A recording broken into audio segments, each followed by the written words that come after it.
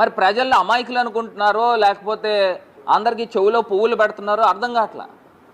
మరి లోకేష్ని ఆయన రాజకీయ వారసుడిగా ఏ వీడియో ద్వారా మరి ప్రకటించడం అంటే అందరు నవ్వుకుంటున్నారు. అక్కడ నందమూరి కుటుంబానికి సంబంధించి ఒకటి కూడా కనబడలా, బాలకృష్ణ కనబడలా, లేకపోతే జూనియర్ ఎన్టీఆర్ కనబడలా, ఎవరు కనబడలా. కాకపోతే భజన, దాన్ని అంటారు కదా, ఏదో సినిమాలో చెప్తారు భజన భజన. 3 రోజుల పాటు అక్కడ జరిగింది ఏంటంటే పూర్తి స్థాయిగా మనకు కనబడేది ఆత్మస్తుతి పరనింద. ఇంకా అంత తప్పితే ఇంకా అక్కడ ఏమి కూడా కనబడలే. ఇవాళ రాష్ట్ర ప్రజలందరూ కూడా గమనించి మనం కోరుతా ఉన్నాం. ఇవాళ ఒక్క పథకానికి దిక్కుమొక్కు లేదు, సంవత్సర కాలం అయింది. మళ్ళీ అక్కడ చెప్తా ఉన్నారు ఇంకో 30 సంవత్సరాల పాటు మనమేం చెప్తా ఉన్నారు. మీరు ముందర ఒక సంవత్సరంలో మీరు చేసింది ఒకసారి రోడ్లపైకి వచ్చి ప్రజలు ఇంటింటికి కూడా వెళ్ళండి. మరి నేను చెప్తా ఉన్నా, దుమ్మెత్తి పోస్తారు ఇవాళ ప్రజలు. మీరు ఇంటింటికి కనుక వెళ్తే ఒక్క పథకం ఇలా. ఇవాళ మహిళా గ్రూపులు వాళ్ళని ఏ రకంగా బెదిరించారండి. ఇవాళ సోషల్ మీడియా వేదికగా మన అందరం కూడా విన్నాం ఏ రకంగా. ఒకవేళ మీరు కనుక రాకపోతే మీకు వచ్చే పథకాలన్నీ కట్ చేస్తాం. అసలు ముందర పథకాలు ఇచ్చింది ఏమున్నాయి కట్ చేయడానికి? బెదిరింపులు. మరి ఆ మహానాడుకి జనాలు తరలింపు కార్యక్రమము ఏ రకంగా మహిళల్ని ఏ రకంగా గురి చేశారనేది కనబడుతూ ఉంది. ఇది కాకుండా ఇవాళ ఉమ్మడి తూర్పుగోదావరి జిల్లాలో కోనసీమకి మరి ఇవాళ చంద్రబాబు నాయుడు గారు రావడం జరిగింది. అంబేద్కర్ కోనసీమ జిల్లాకి వచ్చినప్పుడు 4,000 రూపాయలు పెన్షన్ ఇవ్వడం గురించి లక్షల రూపాయలు ఖర్చు పెట్టి ఆయన ప్రతి నెల ఒక డ్రామా కొడతా ఉన్నాడు. మళ్ళీ ఆ డ్రామాలో కూడా చూస్తే ఆయన మైక్ పెట్టుకోవడం, ఇలా మైకులు పెట్టుకున్నట్టు ఆ పక్కనున్న మహిళలో లేకపోతే వృద్ధులో వాళ్ళకి మైకులు పెట్టడం. అసలు ఏంది ఇది? మీతో పాటు మీ డిప్యూటీ సీఎం గారు ఉన్నారు, ఆయన సినిమా యాక్టర్. ఆయన అడిగితే ఎలా తీయాలి, తెలియకోకుండా ఎలా తీయాలనేది చెప్తాడు. అంతేగాని ఏంటి డ్రామా ఏంటి? అది ఒక్క డ్రామా కింద కనబడతా ఉంది. వాళ్ళు ప్రజలు నవ్వుకుంటున్నారా లేదా అనేది కూడా కనబట్ల. ఇవాళ ఆయన తీవ్రమైన అభియోగాలు, రెక్కాడితే డొక్కాడని ఎవరైతే MDU ఆపరేటర్స్ ఉన్నారో వాళ్ళు కటిక పేదవాళ్ళు, బీసీలు, ఎస్సీలు, ఎస్టీలు, మైనారిటీలు, వాళ్ళు అణగారిన వర్గాలు. ఆ ప్రజలకి జగన్మోహన్ రెడ్డి గారు చేయూతనిస్తూ ఇంటింటికి కూడా రేషన్ని డోర్ డెలివరీ చేసే విధంగా మరి వాళ్ళకి అవకాశం కల్పిస్తే వాళ్ళ మీద అసలు ఎంత తీవ్రమైన అబాండాలు వేశారని అంటే వాళ్ళు ఏదో టెర్రరిస్టుల్లాగా వేల కోట్ల రూపాయలు దోచేస్తున్నారంట. వాళ్ళకి అసలు వాళ్ళు మామూలుగా రెక్కాడితే కూడా డొక్కాడదు. అలాంటి వాళ్ళు వేల కోట్లు దోచేసి మంత్రులకు, ప్రజాప్రతినిధులకు, అధికారులకు, ఆఖరికి ఆయన దగ్గరికి వెళ్ళిపోయారంట లంచాలు ఇవ్వడానికి. అంటే ఈ MDU ఆపరేటర్ వ్యవస్థను తీయద్దు అని లంచాలు ఇవ్వడానికి సాక్షాత్తు చంద్రబాబు నాయుడు గారి దగ్గరికి వెళ్ళారు అని ఇవాళ చంద్రబాబు నాయుడు గారు మాట్లాడిన మాటలు ఒక్కసారి మనం చూద్దాం. అదేవిధంగా కాకినాడ పోర్టుకి వెళ్ళిపోతున్నాయంట. ఏంది వేల కోట్ల రూపాయల బియ్యం కాకినాడ పోర్టు. మీరు సంవత్సరం అయింది స్వామి, సంవత్సరం అయ్యి మీరు అధికారంలోకి వచ్చి సంవత్సరం అయింది. ఒకవేళ నిజంగానే కనుక అక్రమాలు జరిగితే సంవత్సరం కాలం మీరు ఏం చేస్తూ ఉన్నారు? గాడిదలు కాస్తున్నారని అడుగుతున్నా. ఏం చేస్తూ ఉన్నారు? ఒకవేళ అక్రమాలు జరిగితే ఎందుకు పట్టుకోవట్లేదు? ఎందుకు ఈ రకమైన డ్రామాలు ఆడుతూ ఉన్నారు? మీరు ఒకవేళ వ్యవస్థ తీస్తే మీరు పాలసీ మ్యాటర్గా వ్యవస్థ తీశారు, నిర్ణయం తీసుకున్నారు. అంతేగాని ప్రజల్ని మభ్యపెట్టద్దు. ప్రజలు అమాయకులు కాదు. వాళ్ళు ఎవరండి? వాళ్ళు పాపం వాళ్ళు ఇప్పుడు వేల కోట్ల రూపాయలు లంచాలు ఇచ్చే రకాలే అయితే వాళ్ళు కనీసం ఒక కారులో పెద్ద పెద్ద బంగ్లాలో మెయింటైన్ చేయాలి కదా. వాళ్ళు ఎవరండి? వాళ్ళు అణగారిన వర్గాల మీద ఈయన అగ్రవర్ణుడు ఏ రకంగా వాళ్ళపైన అబాండాలు వేస్తూ ఉన్నారు. ఒక్కసారి ఆయన చెప్పిన మాటల్లోనే విందాం. ఫుల్ స్క్రీన్ పెట్టుకోవాలి. పేరు డోర్ డెలివరీ వాహనం. ఈ వాహనాల్లో బియ్యం తీసుకుపోవడం, రోడ్డు మీద ఇచ్చినట్టు ఇచ్చి మళ్ళా బియ్యం తీసుకొని నేరుగా కాకినాడ పోర్టుకు వస్తుంది.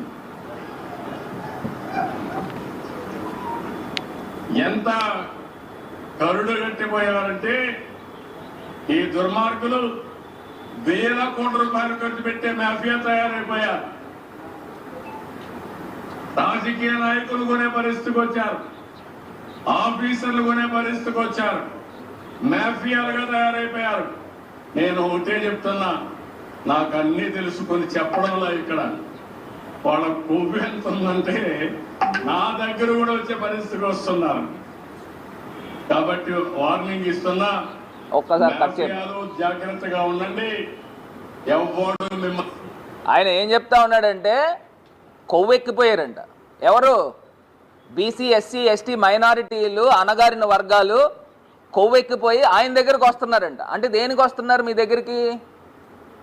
అంటే మిమ్మల్ని అడగడానికి వస్తున్నారా, లేకపోతే మీకు లంచాలు ఇవ్వడానికి ప్రలోభ పెడుతున్నారా? దేనికని అడుగుతున్నా. అక్కడ ఆయన చెప్పాడు ఇందాక, ప్రజాప్రతినిధుల దగ్గరికి వెళ్తున్నారు, అధికారుల దగ్గరికి వెళ్ళి ఒత్తిడి చేస్తూ ఉన్నారు, లంచాలు ఇస్తున్నారని చెప్తా ఉన్నాడు. నాకు అర్థం కావట్లే, ఒక అణగారిన వర్గాలపైన ఏంటి ఈ జాతి దురహంకారం అని అడుగుతా ఉన్నా. వాళ్ళు ఎవరండి అసలు? వాళ్ళు ఎండియు ఆపరేటర్లు అంటే ఆటో డ్రైవర్లు, ట్యాక్సీ డ్రైవర్లు, రెక్కాడితే కానీ డొక్కాడని నిరుపేద కుటుంబాలు.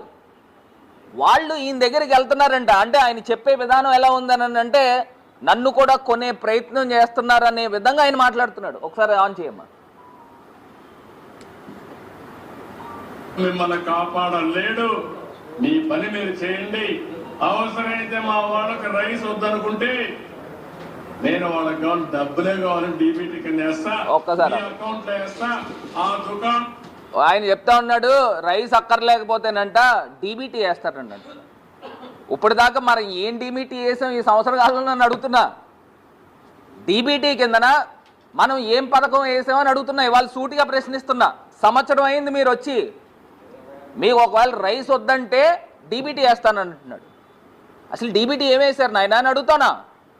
ఇవాళ రైతులకి రైతు భరోసా, తల్లికి వందనం, మరి ఇవాళ ఫీజు రియంబర్స్మెంట్, ఇవాళ ఇన్ని పథకాలు ఉన్నాయే. ప్రతి మహిళకి 1500 ఇస్తా ఉన్నారు. మరి ఇవన్నీ డీబీటీలే, ఒకటైనా వేసారా అని అడుగుతా ఉన్నా. ఇప్పుడు ఆయన అబద్ధాలు, నోరిప్పితే అబద్ధాలు ఆన్ చేయి. మీకు నచ్చిన నిత్యావసర వస్తువులు మీరు కొనుక్కోవచ్చు. కావాలంటే బియ్యం కొనుక్కోండి, లేకపోతే ఇంకొక పక్కన పోతే మీకు కావాలంటే చక్కెర కొనుక్కోండి, తెను పండుగలు కొనుక్కోండి, గోధుమలు కొనుక్కోండి, కూరగాయలు కొనుక్కోండి. నాకు ఏం బాధ లేదు. కానీ పేదవాడికి ఇచ్చే డబ్బులు పేదవాడికి చేరాలి. మధ్య దళారులు ఉంటే మాత్రం దళారులు. నేను అడుగుతా ఉన్నా, ఇప్పుడు మీరు తీసుకొచ్చే విధానము ఏదైతే ఉందో రేషన్ డీలర్ల విధానము, ఎండియు ఆపరేటర్లు, రేషన్ డీలర్లు ఒకళ్ళపైన ఒకళ్ళు చెక్. ఒకవేళ రేషన్ డీలర్లు ఎక్కడైనా అక్రమాలకు పాల్పడితే ఈ ఎండియు ఆపరేటర్లు పైన చెక్ ఉంటారు. నువ్వు ఎందుకు తింటున్నావు, ఇగో ఈ బియ్యం ఏమైంది, లేకపోతే ఈ చక్కెర ఏమైంది, లేకపోతే ఈ పప్పులు ఏమైంది అని వీళ్ళు అడుగుతారు. ఒకవేళ ఎండియు ఆపరేటర్లు కనుక వాళ్ళకి ఇవ్వకపోతే ఈ రేషన్ డీలర్లు అడుగుతారు. ఒకళ్ళపైన ఒకళ్ళకి చెక్ ఉండే కార్యక్రమం ఉంది. మరి మీరు తీసుకుని వచ్చి ఎవరైతే సుమారుగా 30,000 దగ్గరగా రేషన్ డీలర్లు ఉన్నాయో రాష్ట్ర వ్యాప్తంగా, గతంలో మా ప్రభుత్వం వచ్చినప్పుడు వాళ్ళని తెలుగుదేశం పార్టీకి సంబంధించిన కార్యకర్తలే ఉన్నారు చాలామంది. వాళ్ళని ఎవరిని కూడా ఏ తప్పులు లేకుండా ఎవరిని తొలగించలేదే. మరి మీరు చేసే విధానం ఏంటి అని అడుగుతా ఉన్నా. ఇవాళ సాక్షాత్తు తెలుగుదేశం కార్యకర్తలు మీ గవర్నమెంట్ వచ్చిన వెంటనే మా తాలూకా కొంతమంది నాయకురాళ్ళ పేర్ల మీద ఉన్నాయి, ఇమీడియట్గా తొలగించారు. ఎవరైతే వైఎస్ఆర్సీపీ సానుభూతి పరులు ఉన్నారో రేషన్ డీలర్ల కింద వాళ్ళని ఇమీడియట్గా తొలగించారు చాలామందిని. కానీ గతంలో మేము ఎప్పుడు చేయలేదే.